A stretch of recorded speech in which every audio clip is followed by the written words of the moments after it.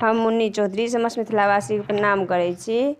आइ हम एगो पाबनि के गीत गाबऽ जा रहल छी। जँ अहाँ सबके नीक लागत तऽ वीडियो के लाइक और चैनल के सब्सक्राइब कऽ देबै। धन्यवाद। जय मिथिला, जय मैथिली।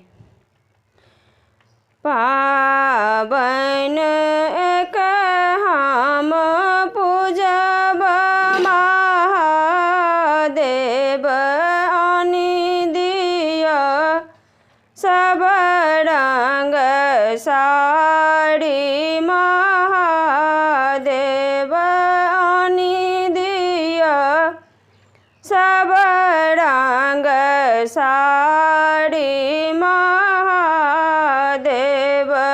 हमरो जंगल नहीं मरबड़िया बसहि गौरी, हमरो जंगल नहीं मरबड़िया बसहि गौरी।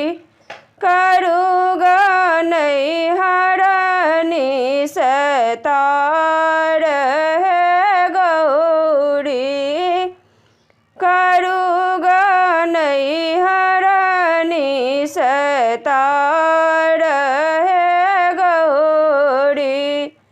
पाबनि एक हम पूजब महादेव, आनि दिअ सब रंग चूड़ी महादेव, आनि दिअ सब रंग चूड़ी महादेव।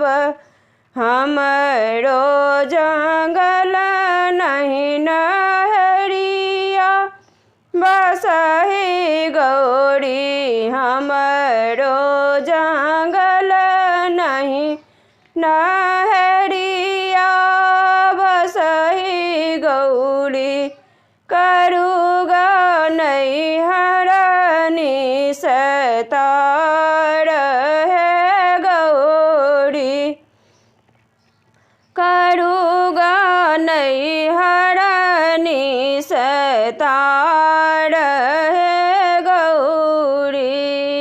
पाबनि एक हम पूजब महादेव, आनि दिअ सब रंग सिंदूर महादेव, आनि दिअ सब रंग सिंदूर महादेव।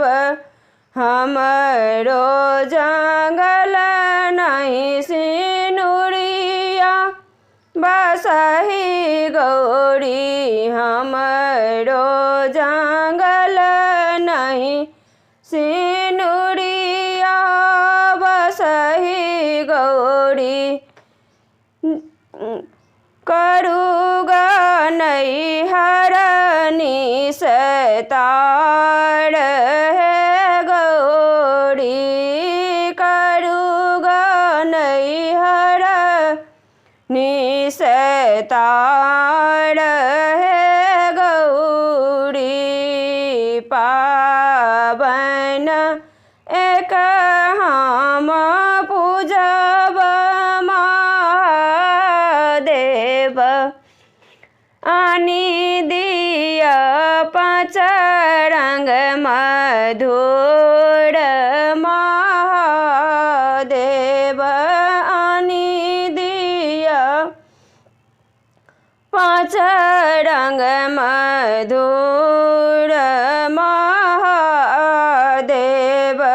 हमरो जंगल नहीं हलुआइया बसहि गौरी, हमरो जंगल नहीं न हलुआइया बसहि गौरी।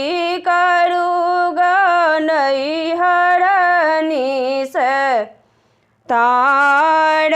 हे गौरी, करूग नैहरनी सता रहे गौरी पावन एक हम पूजब महादेव आनी दिया सब रंग धूप दीप महादेव आनी दिया सब रंग धूप दीप महादेव हमरो जंगल नहीं दुकान बसही गौरी हमरो जंगल नहीं बनिया बसही गौरी करूगा नैहरनी सतार है गौरी करूगा नैहरनी सतार है गौरी। धन्यवाद।